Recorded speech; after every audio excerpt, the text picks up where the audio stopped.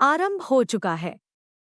अगले 9 दिनों तक मां दुर्गा के अलग अलग स्वरूपों की उपासना की जाएगी। माता रानी की पूजा अर्चना के साथ आपको इस कथा का पाठ भी जरूर करना चाहिए। श्री दुर्गा नवरात्रि व्रत कथा करने से आपको सभी 9 देवियों की कृपा प्राप्त होगी। तो चलिए शुरू करते हैं। बृहस्पति जी बोले, हे ब्रह्मा जी, आप अत्यंत बुद्धिमान, सर्वशास्त्र और चारों वेदों को जानने वालों में श्रेष्ठ हो। हे प्रभु, कृपा कर मेरा वचन सुनो। चैत्र, आश्विन, माघ और आषाढ़ मास के शुक्ल पक्ष में नवरात्र का व्रत और उत्सव क्यों किया जाता है? हे भगवान, इस व्रत का फल क्या है? किस प्रकार करना उचित है? और पहले इस व्रत को किसने किया? सो विस्तार से कहो। बृहस्पति जी का ऐसा प्रश्न सुनकर ब्रह्मा जी कहने लगे, हे बृहस्पति, प्राणियों का हित करने की इच्छा से तुमने बहुत ही अच्छा प्रश्न किया है। जो मनुष्य मनोरथ पूर्ण करने वाली दुर्गा, महादेवी, सूर्य और नारायण को ध्यान करते हैं, वे मनुष्य धन्य हैं। यह नवरात्र व्रत संपूर्ण कामनाओं को पूर्ण करने वाला है। इसके करने से पुत्र चाहने वाले को पुत्र, धन चाहने वाले को धन, विद्या चाहने वाले को विद्या और सुख चाहने वाले को सुख मिल सकता है।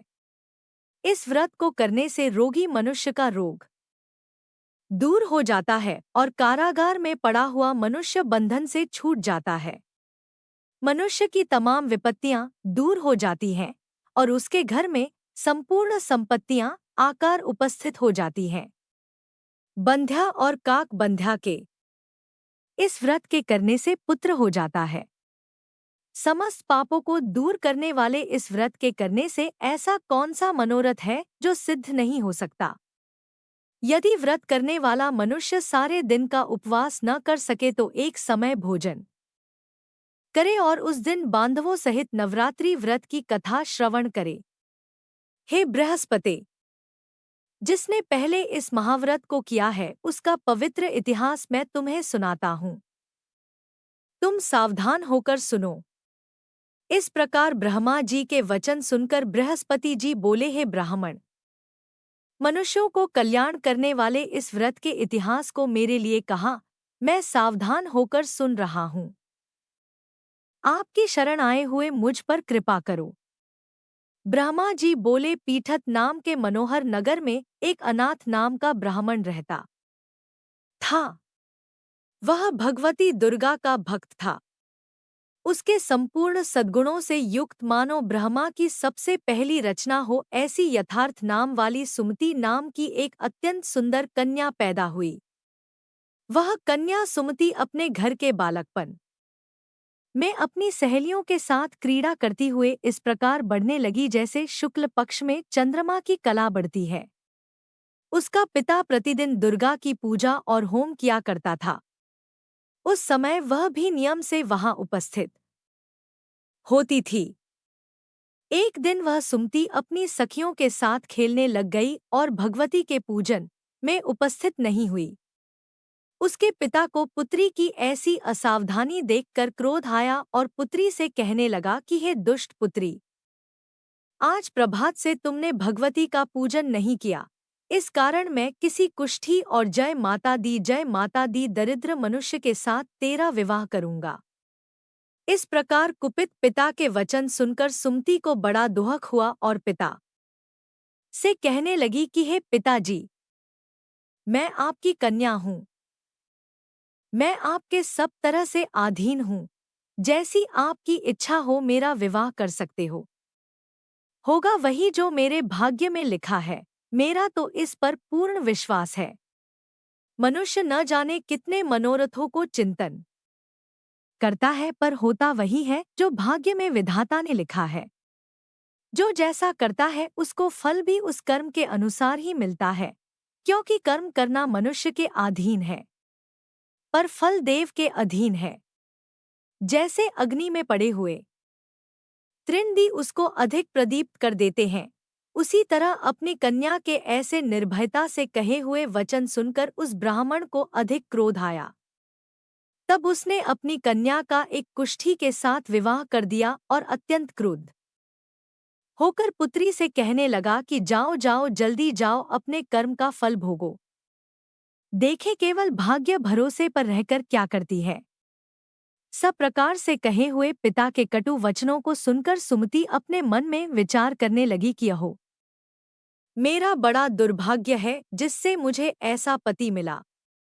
इस तरह अपने दुख का विचार करती हुई वह सुमति अपने पति के साथ वन चली गई और भयानक वन में कुशायुक्त उस स्थान पर उन्होंने वह रात बड़े कष्ट से व्यतीत की। इस गरीब बालिका की ऐसी दशा देखकर भगवती पूर्व पुण्य के प्रभाव से प्रकट होकर सुमति से कहने लगी कि हे ब्राह्मणी, मैं तुम पर प्रसन्न हूँ, तुम जो चाहो वरदान मांग सकती हो। मैं प्रसन्न होने पर मनोवांछित फल देने वाली हूँ। इस प्रकार भगवती दुर्गा का वचन सुनकर ब्राह्मणी कहने लगी कि आप कौन हैं जो मुझ पर प्रसन्न हुई हो। यह सब मेरे लिए कहा और अपनी कृपा दृष्टि से मुझ दासी को कृतार्थ करो। ऐसा ब्राह्मणी का वचन सुनकर देवी कहने लगी कि मैं आदि शक्ति हूँ और मैं ही ब्रह्मा, विद्या और सरस्वती हूँ। मैं प्रसन्न होने पर प्राणियों को दुख दूर कर उसको सुख प्रदान करती हूँ। हे ब्राह्मणी, मैं तुम पर तेरे पूर्व जन्म के पुण्य के प्रभाव से प्रसन्न हूँ। तुम्हारे पूर्व जन्म का वृत्तांत सुनाती हूँ, सुनो। तू पूर्व जन्म में निषाद, भील की स्त्री थी और अति पतिव्रता थी। एक दिन तेरे पति निषाद ने चोरी की, चोरी करने के कारण तुम दोनों को सिपाहियों ने पकड़ लिया और ले जाकर जेलखाने में कैद कर दिया।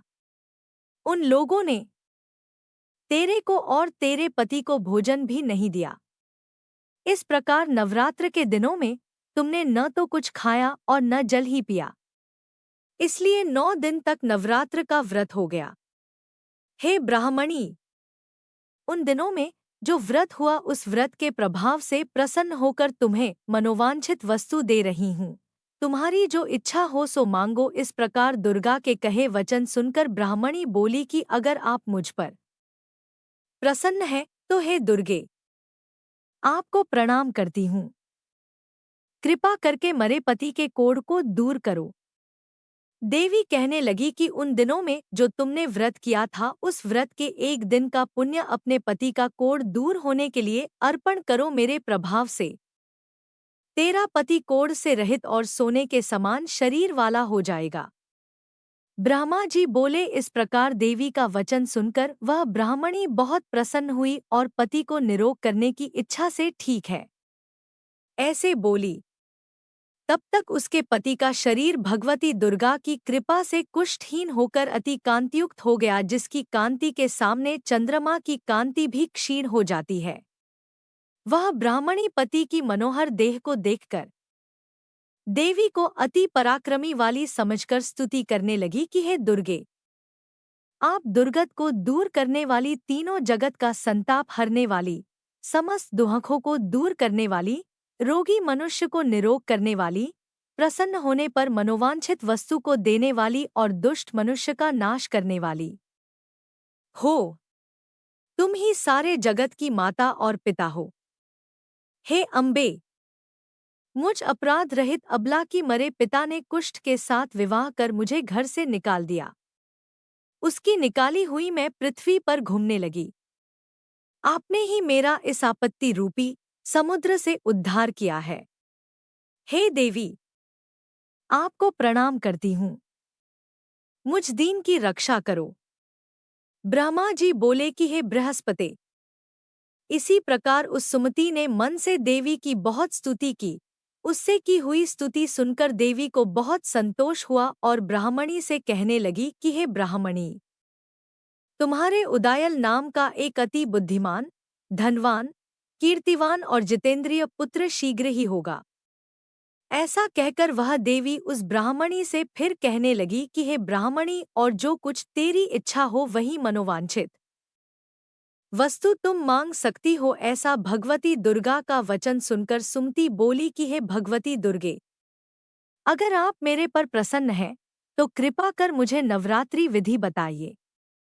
हे दयावती, जिस विधि से नवरात्र व्रत करने से आप प्रसन्न होती हैं, उस विधि और उसके फल को मेरे लिए विस्तार से वर्णन करें।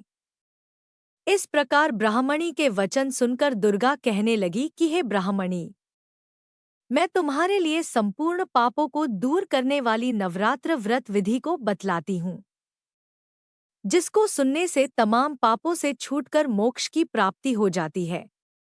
आश्विन मास के शुक्ल पक्ष की प्रतिपदा से लेकर 9 दिन तक विधि पूर्वक व्रत करें।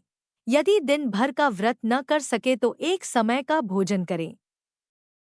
पढ़े लिखे ब्राह्मणों से पूछकर घट स्थापना करें और वाटिका बनाकर उसको प्रतिदिन जल से सींचे। महाकाली, महालक्ष्मी और महासरस्वती की मूर्तियां बनाकर उसकी नित्य विधि सहित पूजा करें और पुष्पों से विधि पूर्वक अर्घ्य दें। बिजौरा के फूल से अर्घ्य देने से रूप की प्राप्ति होती है। जायफल से कीर्ति, दाख से कार्य की सिद्धि होती है। आंवले से सुख और केले से भूषण की प्राप्ति होती है। इस प्रकार फलों से अर्घ्य देकर यथाविधि हवन करें। खांड, घी, गेहूं, शहद, जौ, तिल, बिंब, नारियल, दाख और कदम्ब इनसे हवन करें। गेहूं होम करने से लक्ष्मी की प्राप्ति होती है। खीर व चंपा के पुष्पों से धन और पत्तनों से तेज और सुख की प्राप्ति होती है। आंवले से कीर्ति और केले से पुत्र हो। कमल से राज सम्मान और दुखों से सुख संपत्ति की प्राप्ति होती है। व्रत करने वाला मनुष्य इस विधान से होम कर आचार्य को अत्यंत नम्रता के साथ प्रणाम करे और यज्ञ की सिद्धि के लिए उसे दक्षिणा दे। इस महाव्रत को पहले बताई हुई विधि के अनुसार जो कोई करता है उसके सब मनोरथ सिद्ध हो जाते हैं। इसमें तनिक भी संशय नहीं है। इन 9 दिनों में जो कुछ दान आदि दिया जाता है उसका करोड़ों गुना फल मिलता है। इस नवरात्रि के व्रत करने से ही अश्वमेध यज्ञ का फल मिलता है। हे ब्राह्मणी, इस संपूर्ण कामनाओं को पूर्ण करने वाले उत्तम व्रत को तीर्थ, मंदिर अथवा घर में ही विधि के अनुसार करें। ब्रह्मा जी बोले कि हे बृहस्पति, इस प्रकार ब्राह्मणी को व्रत की विधि और फल बताकर देवी अंतर्ध्यान हो गई। जो मनुष्य या स्त्री इस व्रत को भक्ति पूर्वक करता है वह इस लोक में सुख पाकर अंत में दुर्लभ मोक्ष को प्राप्त होता है। हे बृहस्पति, यह दुर्लभ व्रत का महात्म्य मैंने तुम्हारे लिए बतलाया है। ऐसा ब्रह्मा जी के वचन सुनकर बृहस्पति जी आनंद के कारण रोमांचित हो गए और ब्रह्मा जी से कहने लगे, हे ब्रह्मा जी, आपने मुझ पर अति कृपा की जो अमृत के समान इस नवरात्रि व्रत का महात्म्य सुनाया। हे प्रभु, आपके बिना और कौन इस महात्म्य को सुना सकता है। ऐसे बृहस्पति जी के वचन सुनकर ब्रह्मा जी बोले कि हे बृहस्पति, तुमने सब प्राणियों का हित करने वाले इस अलौकिक व्रत को पूछा है, इसलिए तुम धन्य हो। यह भगवती शक्ति संपूर्ण लोकों का पालन करने वाली है। इस महादेवी के प्रभाव को कौन जान सकता है।